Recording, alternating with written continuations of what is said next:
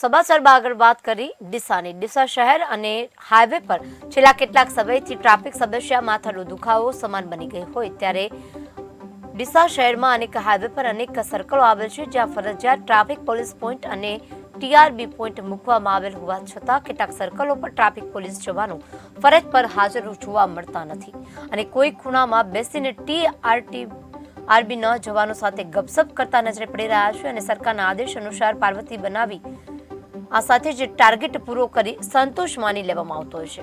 જ્યારે ડીસા હાઈવે પર અનેક શહેરના પાર્કિંગ વગરના શોપિંગ સેન્ટરો અને પાર્કિંગ વગરની બેંકો સહિત આડેધડ વાહનોનું પાર્કિંગ દુકાનદારોએ દુકાનોની બહાર માલ સામાન ગોઠવ્યો અને દુકાનોની બહાર મોટા ભાડા વસૂલ કરી લારીઓ ઊભી રખાવતા વેપારીઓના કારણે શહેરમાં ટ્રાફિક સમસ્યા માથાનું દુખાવો સમાન બની ગઈ છે। ડીસા વેપારી મથક તરીકે ઓળખાય છે અને ડીસા સહિત રાજસ્થાનના લોકો ડીસા શહેરમાં ખરીદી કરવા માટે રોજબરોજ અવરજવર કરે છે, પરંતુ શહેરમાં વાહનો મૂકવા માટે વહીવટીતંત્ર દ્વારા કોઈ જ વ્યવસ્થા ઊભા કરવામાં આવતી નથી। વાહનોનું જાહેર માર્ગો પર પાર્કિંગ થતા હોવાનું ટ્રાફિક સમસ્યાનો વધારો જોવા મળી રહ્યો છે। ડીસા શહેરમાં સવારથી સાંજ સુધી ભારે વાહનો પર પ્રતિબંધ મૂકવામાં આવે તેવી માંગ ઉઠવા પામી છે।